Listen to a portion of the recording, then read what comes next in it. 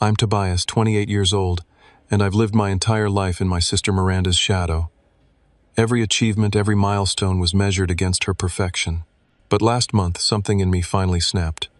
We were at our usual family dinner when my mother sneered, "You'll never be as good as your sister," not knowing I now make 6 figures while Miranda's drowning in debt.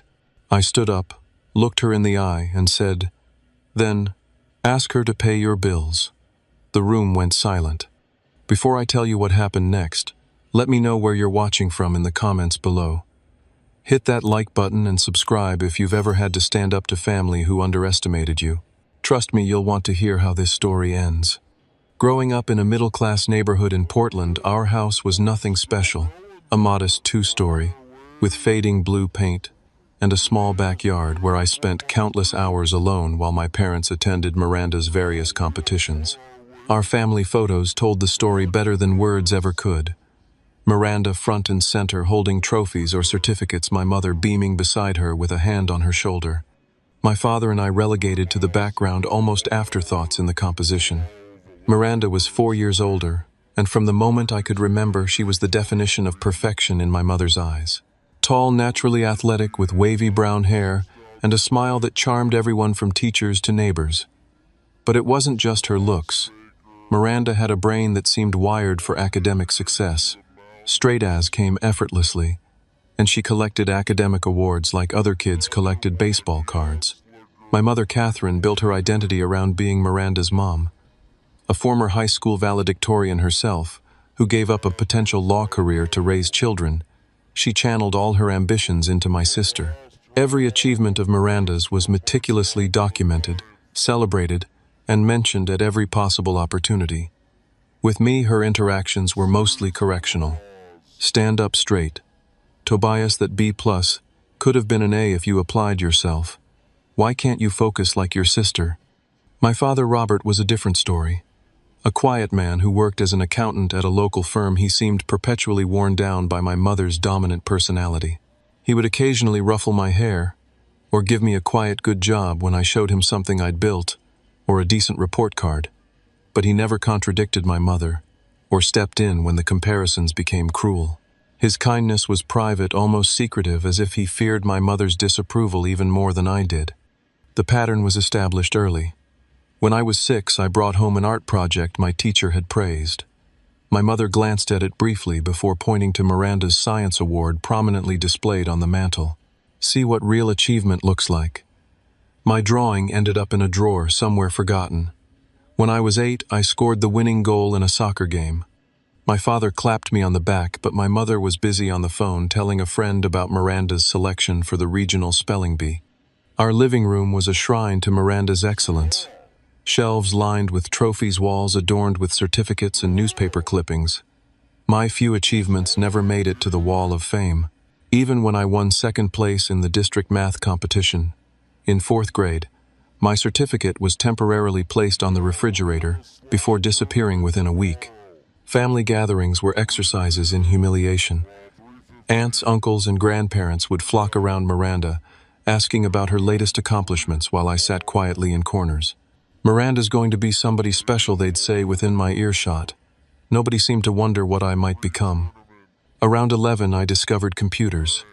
While Miranda excelled at everything visible and valued by my mother, I found refuge in a world of code and digital creation.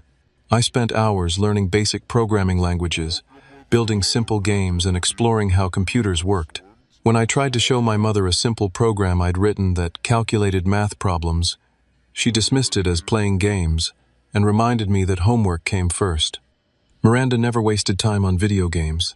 She said, not understanding that what I was doing was building something, creating learning skills that would later become my career. The emotional toll accumulated silently. I became the quiet kid, the one teachers described as nice but unmemorable in parent-teacher conferences. I developed a habit of downplaying my own achievements before anyone else could. If I scored well on a test, I'd immediately point out the questions I missed rather than celebrate those I got right. If I built something impressive on the computer, I'd highlight its flaws before anyone else noticed them. It was safer that way, a preemptive strike against the inevitable comparison to Miranda's perfection. In 6th grade, I joined the science club, and spent months working on a project about computer algorithms for the science fair. I built a simple program that demonstrated how different sorting algorithms worked with a visual display showing their efficiency. My science teacher was impressed enough to enter me in the district competition. When the day came, I scanned the audience repeatedly looking for my parents. My father arrived just before my presentation apologetic. My mother never showed. She was at Miranda's regional debate championship 3 hours away. I won second place. The blue ribbon felt hollow as I rode home with my father in silence. When we arrived, my mother was already there, exuberant. Miranda had won first place in the debate. There was cake on the table with "Congratulations, Champion" written in blue icing. My ribbon was acknowledged with a distracted, "That's nice, Tobias," before the conversation returned to Miranda's triumph. That night I pinned my ribbon to my bulletin board and stared at it for a long time. Not because I was proud, but because I was trying to understand why it wasn't enough. Why I wasn't enough.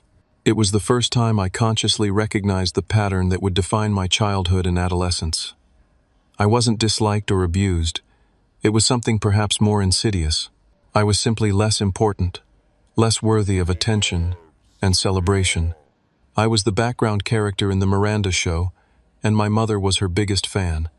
High school should have been a fresh start, but the shadow of Miranda's legacy loomed over me from day one. Another Parker teachers would say on the first day of class, their eyes lighting up, "Are you Miranda's brother?" The momentary excitement would fade when they realized I wasn't the second coming of the Parker family genius. Despite my growing interest in technology, my confidence had been systematically dismantled through years of unfavorable comparisons. I walked the halls with hunched shoulders and avoided eye contact, trying to become invisible to escape the weight of expectations I knew I couldn't meet. My sanctuary became the computer lab. While other kids occupied themselves with social hierarchies and sports, I immersed myself in the world of coding and digital design. The computers at school were better than what I had at home, and I spent lunch periods and free hours learning JavaScript, HTML, and basic database management. The structured logic of programming made sense to me in a way human interactions often didn't. Code either worked or it didn't. There was no subjective comparison, no moving goalpost of approval. Meanwhile, Miranda left for Princeton on a full scholarship, an achievement that became the centerpiece of every family conversation for months. My mother redecorated the living room to better showcase the Princeton pennant and Miranda's acceptance letter. She joined the Princeton Parents Association despite the geographical challenges and spoke about our family's Ivy League connection to anyone who would listen. "Your sister is setting the bar for this family," she told me repeatedly. "Princeton opens doors you can't imagine." When I asked for a $300 graphics card for my computer for Christmas, my sophomore year, my mother balked at the expense. "We need to be mindful of costs with Miranda's textbooks and living expenses," she explained, despite the fact that Miranda's scholarship covered most costs, and my father's income was stable. That same month, she spent $500 sending Miranda a care package of luxury items for her dorm room. Junior year, I developed a serious interest in programming and began talking about pursuing computer science in college. My mother's response was immediate dismissal. "Be realistic, Tobias. That field is for mathematical geniuses. Have you considered something more attainable? Community college has some very practical programs." The irony was that my grades had improved significantly. While not straight, as like Miranda's, I maintained a solid B+ average with As in computer science and related subjects. But in my mother's eyes, I remained the underachiever, the son who needed to set his sights lower. My saving grace came in the form of Mr. Reynolds, the computer science teacher who recognized something in me that my family couldn't see.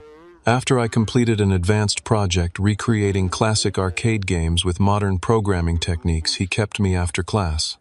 "You have a natural aptitude for this, Tobias," he said, the first adult who had ever suggested I had a natural aptitude for anything, "the way you think through problems, how you structure your code.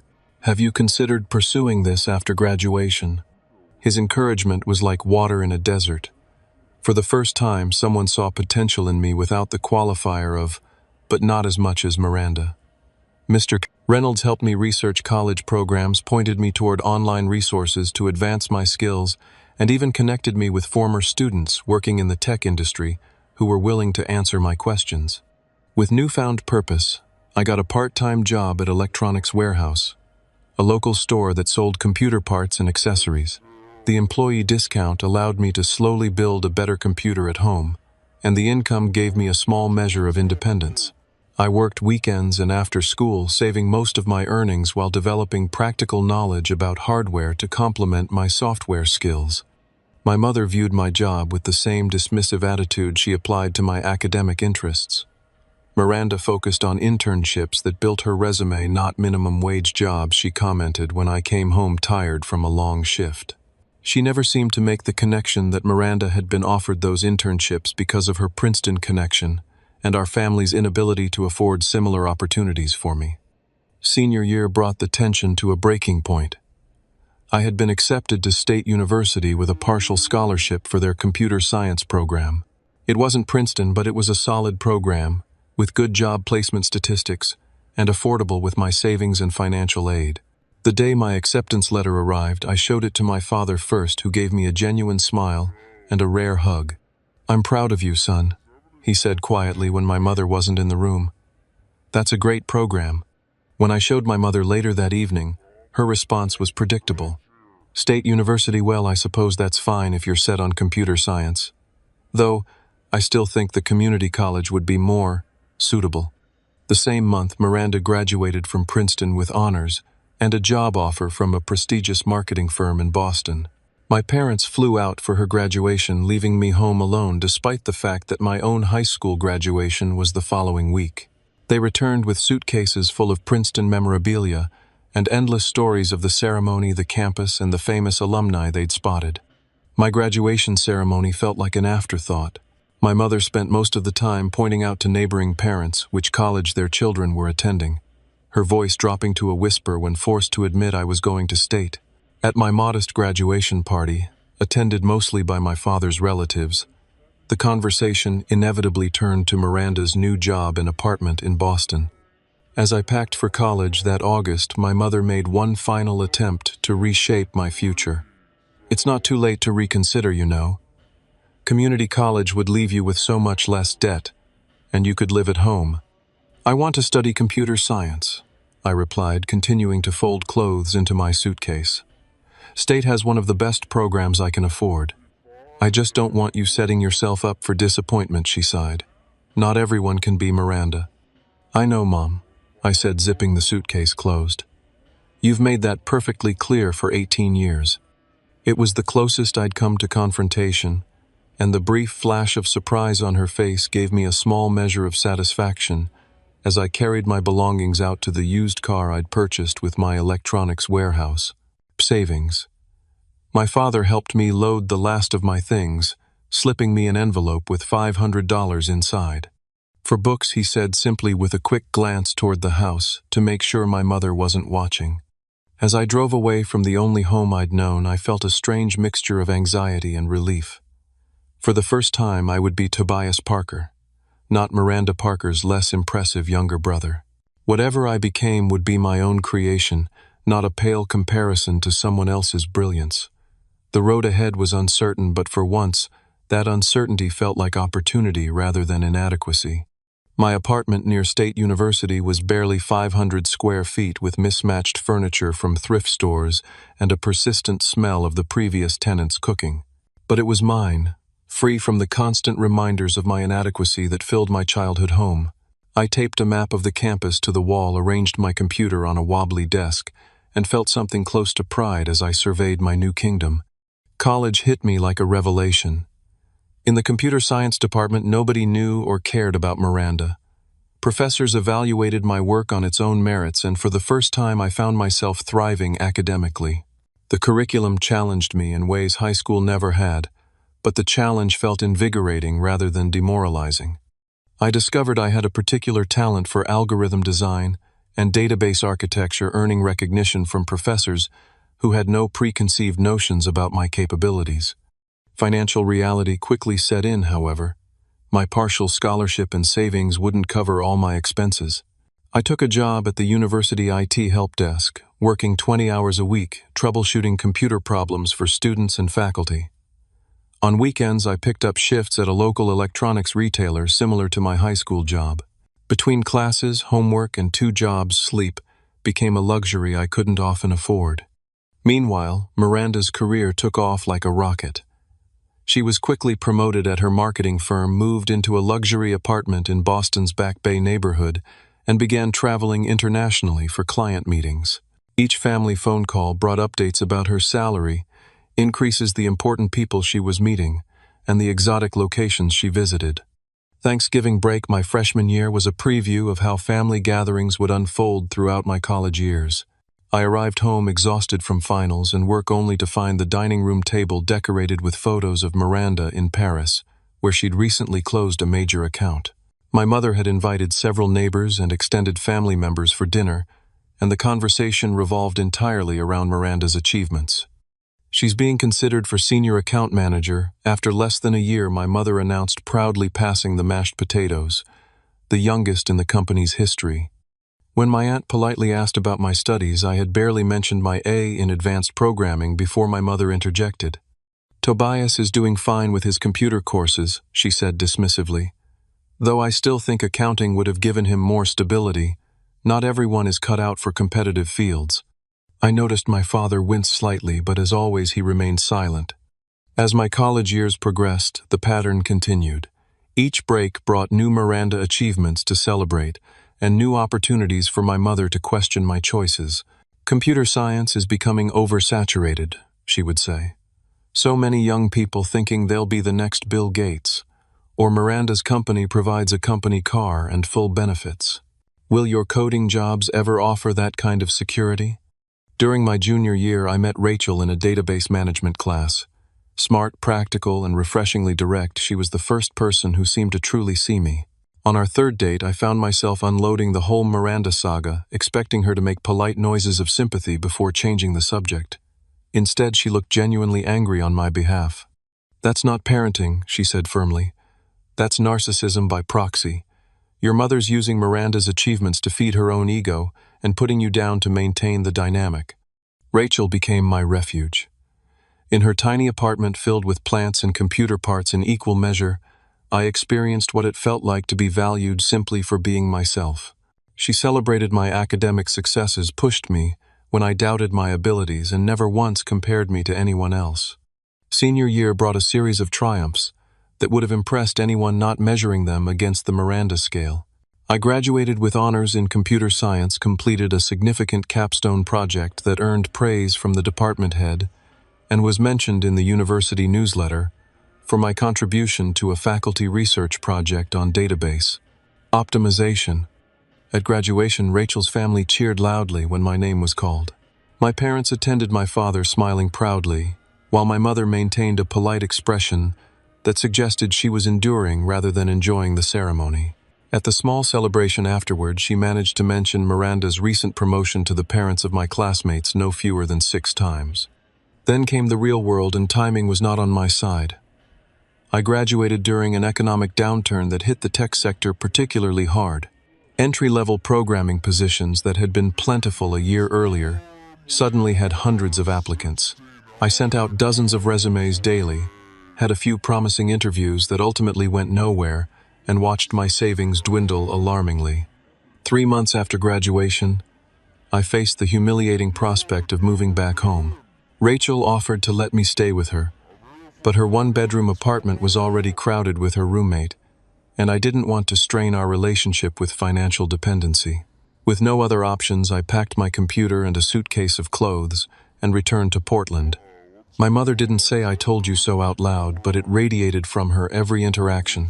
She arranged for me to interview at my father's accounting firm for a data entry position, making it clear she considered my computer science degree a failed experiment.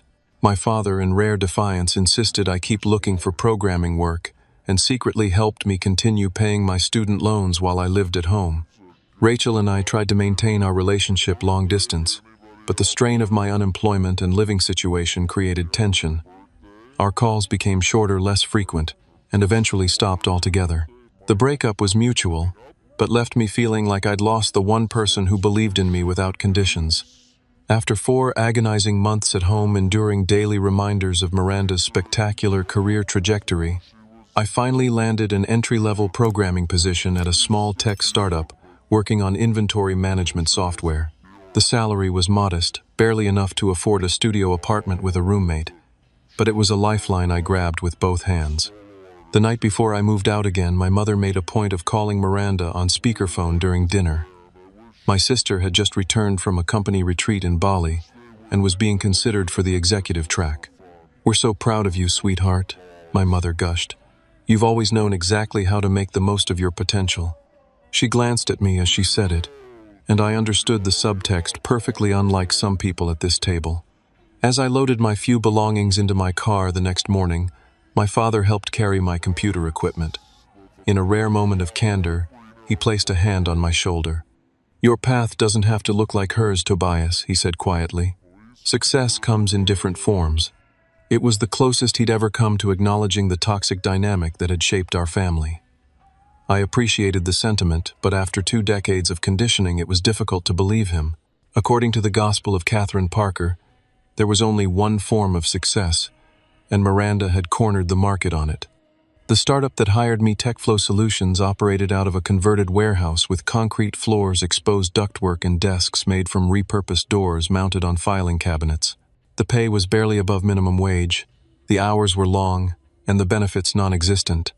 But for the first time in my professional life, I was judged solely on what I could contribute, not who I was related to. I threw myself into the work with an intensity that surprised even me. When the official workday ended at 6, I stayed until 9 or 10 learning the codebase, fixing bugs nobody had assigned me, and teaching myself new programming languages that might be useful for upcoming projects. The company couldn't afford training, so I watched online tutorials during lunch breaks and read programming books during my bus commute. My dedication didn't go unnoticed. 3 months in, I was assigned to work directly on the core product, an inventory management system used by small manufacturers. The senior developers began consulting me on database issues, recognizing my university specialization. 6 months in, I received a modest raise, and my own project to manage a customer portal that would allow clients to access their inventory data directly. Rachel and I had completely lost touch by then. My few attempts at reaching out were met with increasingly delayed and brief responses until the message became clear. She had moved on, and I needed to do the same. The breakup left a void that I filled with more work, more learning, more coding late into the night in my Spartan studio apartment. During one of our monthly phone calls, my mother asked about my living situation. "It's a studio apartment," I explained. "Small but functional." "Miranda just bought a condo," she replied without missing a beat. "2 bedrooms, waterfront view. The property values in that area are expected to increase significantly. Such a smart investment for her future." These conversations became a predictable exercise in contrast. My modest achievements measured against Miranda's spectacular ones. My small apartment versus her luxury condo. My used Honda compared to her company-leased BMW. Each comparison reinforcing what I'd been told my entire life I would never measure up. At TechFlow, I found an unexpected ally in Alex, a senior developer in his 40s, who had worked for several major tech companies before choosing the startup life. Alex noticed my late hours and self-teaching efforts and began informally mentoring me. He reviewed my code, suggested resources for improving my skills, and occasionally bought me lunch where we discussed everything from programming paradigms to career strategy.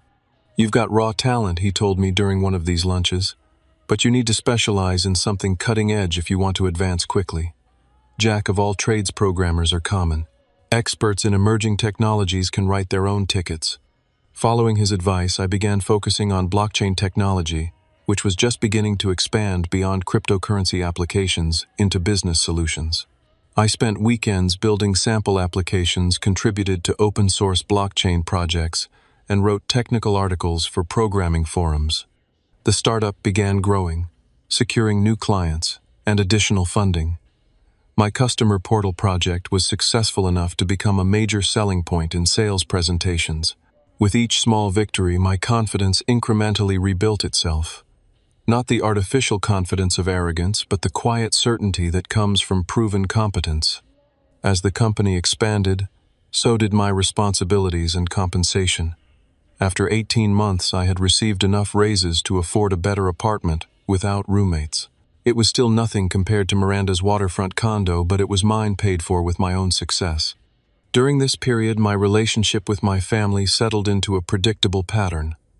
Monthly phone calls with my mother that left me emotionally drained. Occasional one-on-one calls with my father that were awkward but well-intentioned. Holiday visits that I kept as brief as possible. At each family gathering, Miranda's life was presented as the gold standard against which my existence was implicitly measured and found wanting. What my family didn't know, what I deliberately kept from them, was that I had begun freelancing on evenings and weekends, building custom blockchain solutions for clients Alex connected me with. These projects paid surprisingly well, sometimes more for a weekend of focused work than I earned in 2 weeks at TechFlow.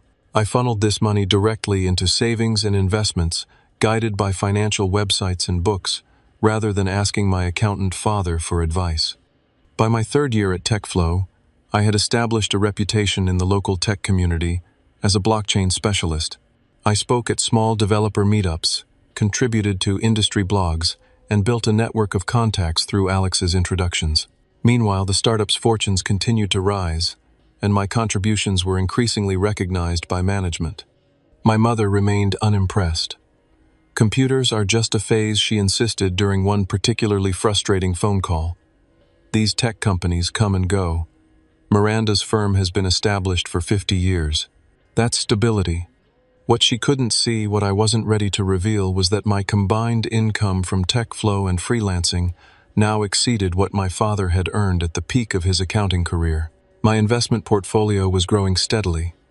I was no longer living paycheck to paycheck, but building actual wealth, quietly and without fanfare. Then came the opportunity that would change everything. A major tech company, GlobalSys, approached me after seeing a blockchain implementation I had developed for a TechFlow client. They needed someone to lead a new division focused on blockchain integration with their existing enterprise products. The salary they offered was triple what I made at TechFlow, with stock options, comprehensive benefits, and relocation assistance to their headquarters in Seattle. The decision should have been simple, but I hesitated. TechFlow had given me my start when no one else would. Alex had mentored me when I needed guidance. Leaving felt like abandonment. After several long conversations with Alex, who insisted I'd be foolish not to take the opportunity, I accepted the position. "Just don't forget us little people when you're a tech mogul," Alex joked at my goodbye party. I packed my belongings, signed the lease on a new apartment in Seattle, sight unseen, and prepared for the next chapter. But I made a conscious decision that puzzled my new employers. I asked them not to announce my hiring on their usual social media channels. I wasn't ready for my family to know about this leap forward. Some childish part of me wanted to see how long I could succeed in silence, accumulating achievements that remained invisible to the people who had defined my worth for so long. As I drove north to Seattle, I reflected on how far I'd come from the self-doubting college graduate who had been forced to move back home.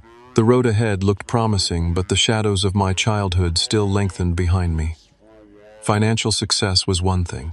Emotional freedom from the patterns established in my family was another challenge, entirely one that money couldn't solve. But for the first time, I was beginning to believe I might eventually succeed at both. 2 years into my position at GlobalSys, life had transformed in ways I once couldn't have imagined.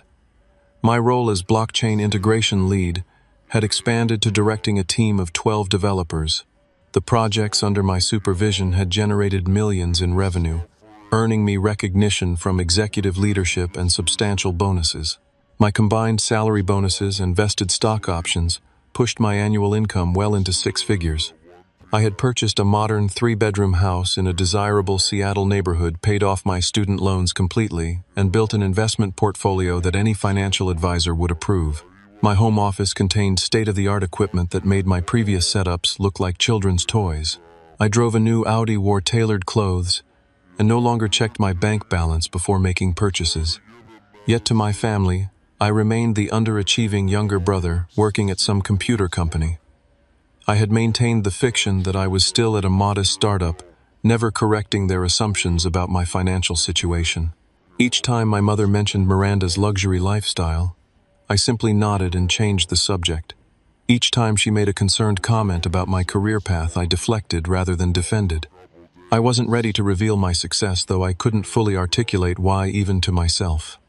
During this time, cracks began appearing in Miranda's perfect facade.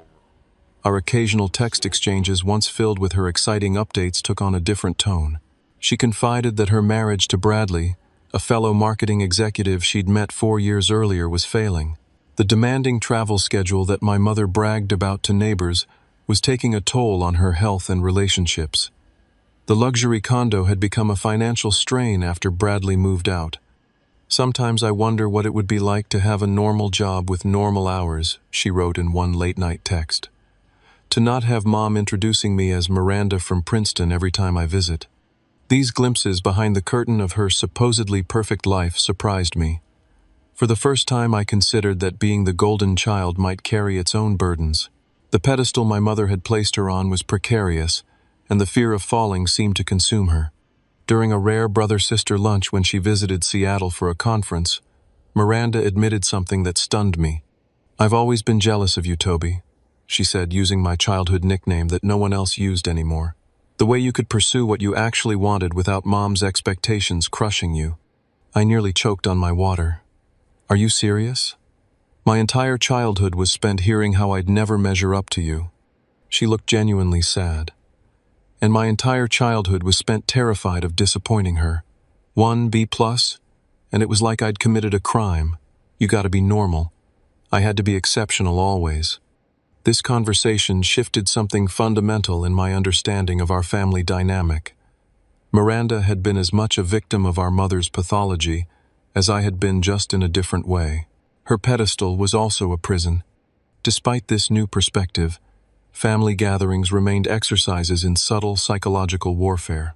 During Thanksgiving that year, my mother orchestrated the usual Miranda celebration, seemingly oblivious to the dark circles under my sister's eyes or her strained smile. When conversation turned to my work, my mother's dismissive comments came as predictably as the pumpkin pie. "These computer jobs seem so unstable," she remarked. "Your father's firm is hiring in the accounting department if you ever want something more secure." I noticed my father's uncomfortable expression, but as always, he remained silent. A new complication emerged during this visit. My parents, particularly my mother, began dropping hints about their financial situation. My father had developed heart problems the previous year and retired earlier than planned. Their retirement savings, while adequate, weren't as substantial as they had expected. Medical bills had accumulated.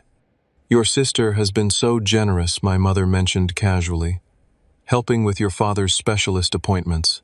Such a blessing to have a child with means." The hints grew less subtle over the following months.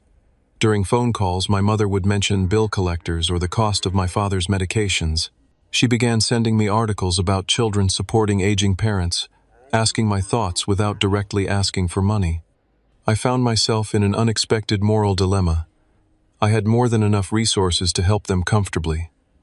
Yet something held me back from offering. Perhaps it was the years of emotional wounds, or perhaps it was knowing that any financial assistance would come with strings attached. My money would never be as good as Miranda's money, just as my achievements had never been as good as Miranda's achievements. During this period, I met Sophia at a tech conference in Portland, where I was a featured speaker. Intelligent, independent, and refreshingly direct, she worked as a cybersecurity consultant and approached me after my presentation with specific questions about blockchain security. Our professional conversation evolved into dinner, which evolved into a long-distance relationship between Seattle and Portland. Sophia was the first person I was completely honest with about my family situation and financial reality. She listened without judgment, but didn't hesitate to offer her perspective. "You've created this elaborate deception," she observed during a weekend visit to my Seattle home. "You're successful by any objective measure, but you're still letting your mother control the narrative by hiding your success." "It's not deception exactly," I defended weakly. "I just don't volunteer information." "And why is that?" she pressed. "Are you waiting for some perfect moment of vindication? Or are you afraid that even your objective success won't be enough for her?" Her questions hit uncomfortably close to home. I had been waiting, I realized, for some dramatic moment of revelation. Some scenario where my mother would be forced to acknowledge that I had succeeded on my own terms. But Sophia helped me see that such a moment might never come naturally. I would have to create it by establishing new boundaries and refusing to participate in the familiar dynamics. The opportunity came sooner than expected. During a visit home for my father's birthday, my mother finally moved from hints to direct requests. We were sitting in the living room after dinner, Miranda noticeably absent due to a work emergency that I suspected was an excuse to avoid the tension. "Your father and I have been going over our finances." My mother began, her voice taking on the martyred tone I knew well. "The medical bills have really strained our resources. We may need to take out a second mortgage." She paused, clearly waiting for me to offer assistance. When I didn't immediately respond, she continued, "Miranda has been so helpful, but with her divorce and everything, she's stretched thin too. We hate to ask, but we wondered if you might be able to contribute something. Even a small amount would help." I considered my response carefully. "How much do you need?" My mother seemed surprised by the direct question. "Well, about 3,000 for the immediate bills, more eventually for the ongoing treatments." "I see," I said neutrally. "And you've already asked Miranda?" "Of course," my mother replied, a hint of defensiveness creeping into her voice. "She's been sending what she can each month, but with her condo payments and the divorce lawyers, she's in a difficult position." I nodded, thinking about my sister's texts describing her financial strain, the overtime she was working to maintain appearances. Meanwhile, I had more in my checking account than my parents needed, with substantial savings and investments beyond that. "I'll need to look at my finances," I said, neither committing nor refusing. My mother's expression hardened slightly. "I understand money might be tight with your computer job. We don't expect you to contribute what Miranda does. Anything would help." And there it was. Even in asking for my help, she couldn't resist the comparison, the implication that my sister's contribution would naturally be more substantial because her career was more successful. Something inside me finally snapped. "Actually, Mom, what exactly do you think I earn?" I asked, my voice calmer than I felt. She looked taken aback by the question. "Well, I assume it's a decent salary for your field, enough for your apartment and car." "And what do you think my field is exactly?" My father was watching this exchange with growing concern, while my mother's expression turned from confusion to irritation. "Computers, programming, whatever they call it," she said dismissively. "Tobias, if you can't help, just say so. There's no need to be defensive." "I'm not being defensive. I'm genuinely curious about what you think I do, since you've never actually asked." "This isn't productive," she said with a sigh. "The point is, we need help with medical bills, and as our son, we hoped you might contribute something." I took a deep breath, Sophia's words echoing in my mind about establishing boundaries and refusing to participate in toxic dynamics. Before I could respond, however, my mother added the final straw. "I know you've always done your best, but the reality is you'll never be as good as your sister. We're just asking for whatever you can manage." The room went silent. My father looked mortified, and something in me, some dam of patience and politeness constructed over decades, finally broke. I stood up, looked her directly in the eye, and said the words that had been building for 28 years. "Then ask her to pay your bills." The silence that followed my statement was so complete, I could hear the wall clock ticking in the dining room. My mother's face froze in an expression of shock. Her mouth slightly open, eyes widened. My father's eyebrows shot up, and he gripped the arms of his chair as if bracing for impact. The tension in the room was almost a physical presence pressing against my skin. Time seemed to slow down as I registered my own feelings. There was anger, certainly, but also an unexpected sense of relief. The words had been building inside me for so long that finally releasing them felt like setting down a heavy burden I'd been carrying since childhood. My mother recovered first, her expression shifting from shock to indignation. "How dare you speak to me that way, after everything we've done for you?" "What exactly have you done for me, Mom?" I asked, my voice steady. "Besides comparing me to Miranda my entire life, besides dismissing every achievement, every interest, every effort I've ever made." "That's not true," she protested, but her voice lacked conviction. "We supported you. We paid for your education. My partial scholarship and student loans paid for my education," I corrected, "and emotional support. You've given me nothing but doubt and comparison since I was old enough to understand words. My father finally spoke, his voice quiet. Tobias, I know you're upset, but your mother deserves respect. Respect is earned, I replied not unkindly. And it goes both ways. Has she ever respected my choices, my career? Has she ever even asked what I actually do for a living beyond something with computers? My mother's face flushed. This is about the money, isn't it? If you can't help, just say so. There's no need for this. A tantrum. This isn't about the money, Mom. It's about 28 years of being treated like I'm less valuable than my sister. And ironically, if you'd ever bothered to take an interest in my life, you'd know that I can easily help with Dad's medical bills. My mother scoffed.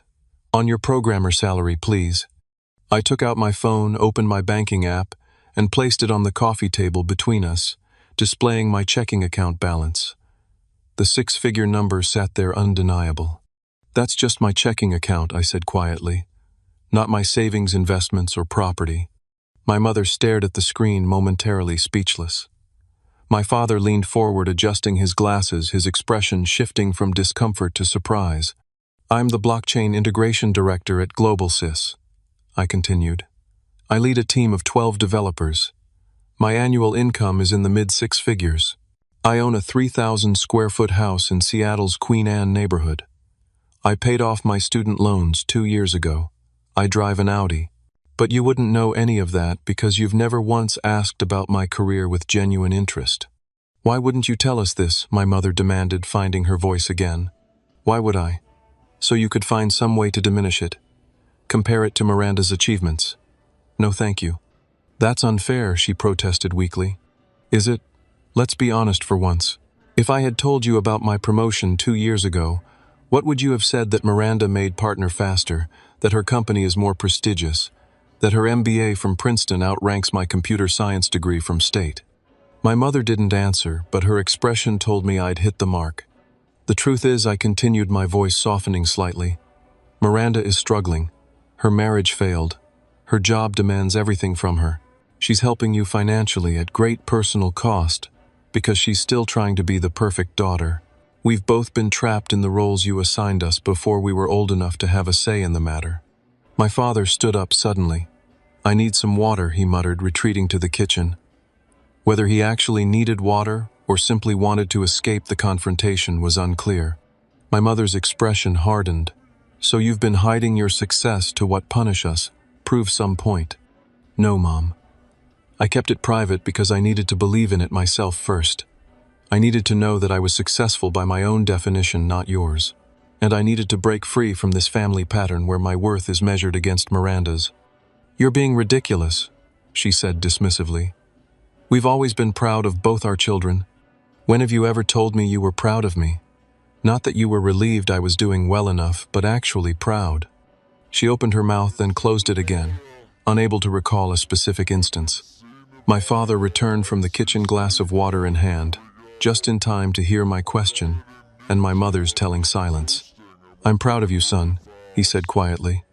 I should have said it more often. My mother shot him an irritated look. Robert, don't encourage this behavior. It's not behavior, Catherine. It's the truth. We've treated the kids differently. We both know it. This unexpected alliance with my father seemed to throw my mother off balance. She crossed her arms defensively. Fine, congratulations on your job. Is that what you want to hear? Does that fix everything? This isn't about hearing specific words, Mom. It's about fundamentally changing how we relate to each other. I'm not a secondary character in the Miranda show anymore. I'm an adult who has built a successful life on my own terms. You can either respect that and develop a new relationship with me based on who I actually am, or we can continue this pattern where I limit my contact with you to protect my mental health. Are you threatening to cut us off?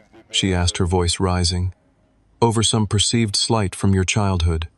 It wasn't slight, and it wasn't just childhood. It's a continuing pattern, and I'm not threatening anything. I'm establishing boundaries. I'll help with Dad's medical bills, because I can, and because I want to.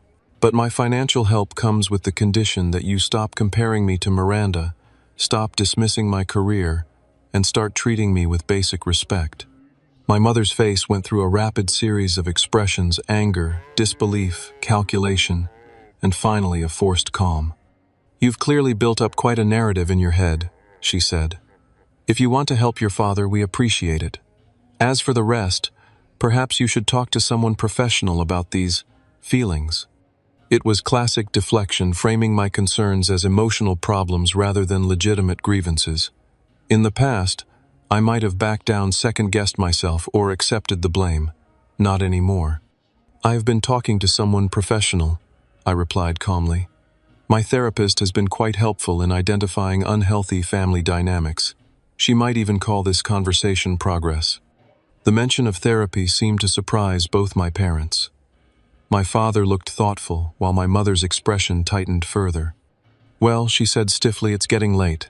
Perhaps we should continue this another time." Translation: she wanted me to leave so she could regain control of the narrative. I nodded, reaching for my jacket. "I'll have my financial advisor set up a medical expense account for Dad tomorrow.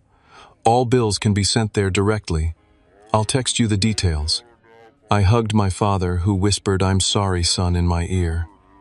I nodded acknowledgement, then turned to my mother. She accepted a brief, awkward hug without fully reciprocating. "Think about what I've said," I told her. "I want a better relationship with both of you, but not at the expense of my self-respect." The drive back to my hotel was surreal. My hands shook slightly on the steering wheel, adrenaline still coursing through my system. I had finally said what needed to be said, drawn boundaries that should have been established years ago. But the lingering question remained: would anything actually change? The aftermath unfolded gradually over the following weeks. My mother left several voicemails that cycled between guilt trips, dismissal of my concerns as dramatic, and awkward attempts to continue, as if nothing had happened. I responded with brief, polite texts, establishing that I wasn't interested in pretending the confrontation hadn't occurred. Miranda surprisingly became an unexpected ally. My father had apparently told her about our confrontation, and she called me the next day. "About time," someone said. It were her first words when I answered. "I've been enabling her for years because it was easier than fighting."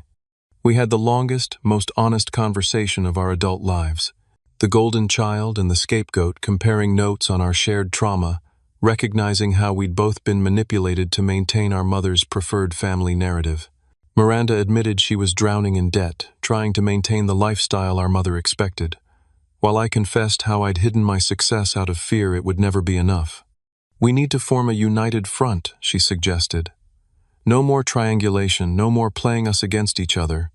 My father visited me in Seattle the following weekend alone for the first time in my memory. We sat on my deck overlooking the city, and he apologized properly for his decades of passive enabling. "I thought I was keeping the peace," he admitted, "but I was really just teaching you that your feelings didn't matter as much as your mother's comfort." "Why did you stay?" I asked, the question I'd wondered for years. He sighed heavily. "I loved her, still do. And there were good times too, though I know you might not remember them. But mostly I was a coward. It was easier to go along than to rock the boat." He looked at me with genuine admiration. "You're braver than I ever was." My mother was the slowest to respond meaningfully. When she finally called 2 weeks after the confrontation, her approach had shifted from dismissal to grudging acknowledgement.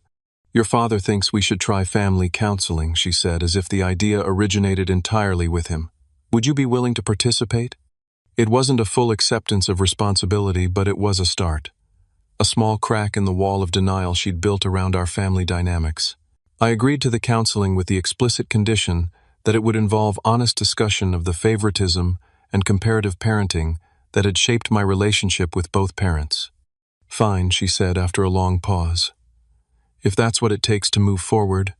The first session was scheduled for the following month. In the meantime, I had a long conversation with Sophia about everything that had transpired. "You did it," she said with a proud smile. "You broke the cycle."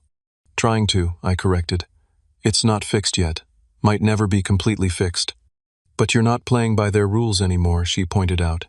"That's the real victory." Looking back at that pivotal confrontation, I realized that the most significant change wasn't in my mother's behavior or even in our family dynamics. It was in me.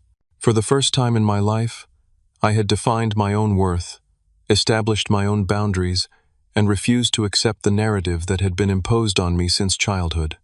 The golden child and the scapegoat were both stepping out of their assigned roles, and while the path forward wasn't entirely clear, it was at least a path of our own choosing.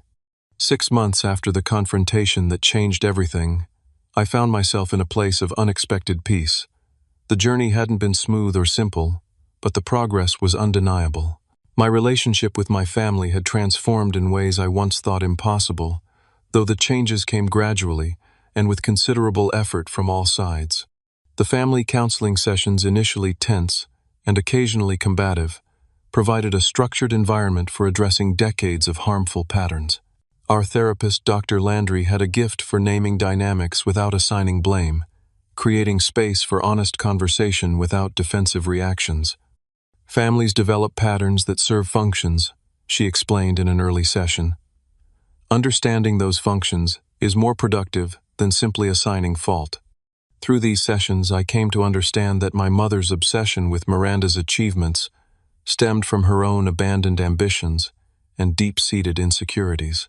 This didn't excuse her behavior, but contextualizing it helped me separate her actions from my self-worth. Similarly, my father's passive enabling was rooted in conflict avoidance patterns from his own childhood. Again, not an excuse, but an explanation that helped depersonalize his failures. My individual therapy continued alongside the family sessions. Dr. Chen helped me process the lingering effects of growing up as the lesser child and developed strategies for maintaining boundaries without cutting ties completely. We worked on recognizing when old insecurities were influencing my current perceptions and relationships. The goal isn't to erase the past, Dr. Chen reminded me, but to prevent it from controlling your future. Professionally, my trajectory continued upward. GlobalSys promoted me to Director of Emerging Technologies, expanding my responsibilities beyond blockchain to include artificial intelligence integration and quantum computing research. The accompanying salary increase and stock options further solidified my financial security, though I found that money mattered less to me now that I'd established my value in other ways. My relationship with Sophia deepened into something I trusted completely.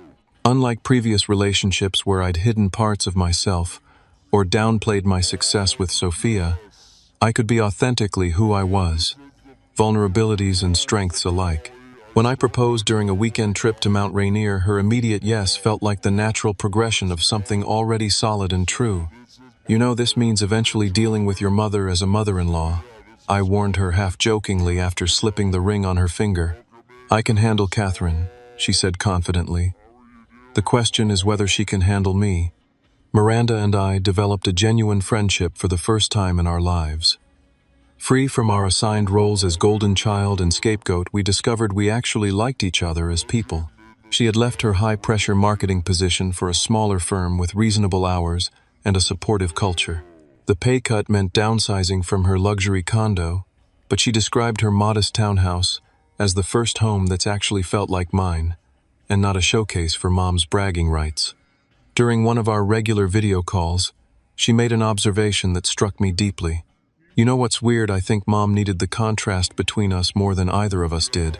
She needed me to be perfect so she could feel successful as a parent, and she needed you to be less successful so she could feel needed and superior. We were just playing parts in her internal drama." My father, perhaps motivated by his health scare and the realization of how his passivity had damaged his relationship with both children, made the most dramatic changes. He began standing up to my mother's more manipulative behaviors, attending his own therapy sessions, and making genuine efforts to connect with me about my actual interests, rather than defaulting to safe topics. During a visit to Seattle, where he met my team at GlobalSys and saw firsthand the impact of my work, he expressed a regret that brought tears to my eyes. "I wish I had known how to see you clearly when you were growing up," he said as we walked through the modern office space where my blockchain projects were displayed on large screens. "You were always extraordinary in your own way. I just didn't have the right vocabulary to recognize it." My mother's evolution was slower and less complete, but still significant. The woman who had dismissed my career for decades now awkwardly mentioned to her friends that her son was some kind of technology executive in Seattle. She still occasionally slipped into old patterns of comparison or dismissal, but could now sometimes catch herself mid-sentence. In our most recent family counseling session, she managed something I never thought possible: a genuine, unqualified apology. "I compared you and your sister in ways that were harmful to you both," she admitted, her voice uncharacteristically vulnerable. "I put Miranda on a pedestal that almost broke her, and I dismissed your talents because they didn't fit my narrow definition of success. I'm sorry, Tobias. Truly sorry. It wasn't a perfect healing. Decades of patterns couldn't be undone in 6 months of therapy. There were still difficult moments, still times when old wounds felt freshly opened, but we were trying, all of us, to create something healthier than what we had before. The medical expense account I had set up for my father was working well, removing the financial stress that had contributed to family tension. My mother had initially been uncomfortable with accepting my help, her pride battling with practical necessity. But my father's worsening condition made the decision ultimately simple. The gift came with no strings attached beyond my established boundaries about respect and recognition. As Sophia and I planned our wedding for the following spring, I reflected on how different my life was now compared to a year ago. Not just externally with career success and financial security, but internally. The constant background noise of inadequacy had quieted. The reflexive self-doubt when faced with challenges had diminished. I still had moments of insecurity, but they no longer defined me. At our engagement dinner, attended by both our families, my mother made a toast that demonstrated just how far we had come. "To Tobias and Sophia," she said, raising her glass. "My son has always forged his own path even when I couldn't understand it. That independence has led him to professional success, but more importantly to finding someone who appreciates him exactly as he is. I'm proud of the man you've become, Tobias." The words "I'm proud" from my mother's lips felt surreal. They weren't dramatic or overly emotional, just a simple acknowledgement that had been withheld for too long. My father squeezed my shoulder as she spoke, his eyes conveying what we both knew: this was progress, imperfect, but genuine. Later that evening, after our families had departed and Sophia was showing her parents to their hotel, Miranda texted me a simple message: "We did it. We broke the cycle." And that perhaps was the most profound healing of all. Not just that I had established my worth independent of comparison, but that Miranda and I had both escaped the roles assigned to us. The golden child and the scapegoat had rewritten their stories, and in doing so began to free the next generation from continuing the pattern. As I prepare to start my own family with Sophia, I carry the lessons of my childhood with me, not as wounds, but as wisdom. I know the damage that comparison can inflict, the harm in conditional love, the importance of seeing each child as an individual with unique gifts, rather than competitors in some imagined hierarchy of worth. The journey isn't over. Healing rarely follows a neat linear path. There will be setbacks, moments when old patterns resurface, times when boundaries need to be reasserted. But the foundation has been laid for something healthier, something truer than what came before. Standing up in that living room 6 months ago, saying those simple words, "Then ask her to pay your bills," was just the beginning. The real work came after, in the patient rebuilding of relationships on new terms, in the consistent maintenance of boundaries, in the ongoing commitment to authenticity, even when it would be easier to slip back into familiar roles. If you've stayed with me through this story, perhaps you've recognized elements of your own family dynamics, your own assigned roles, your own struggles to define yourself beyond the narratives imposed in childhood. If so, I hope my journey offers some small encouragement that change is possible, that patterns can be broken, that it's never too late to stand up and claim your own worth. Have you ever had to stand up to family who underestimated you? How did you find the courage to break free from roles assigned to you? Share your experiences in the comments below. If this story resonated with you, please like, subscribe, and share it with someone who might need to hear that they too can rewrite their story. Thank you for listening. And remember, your worth isn't determined by comparisons to others. It exists independently, inherently, irrevocably within you.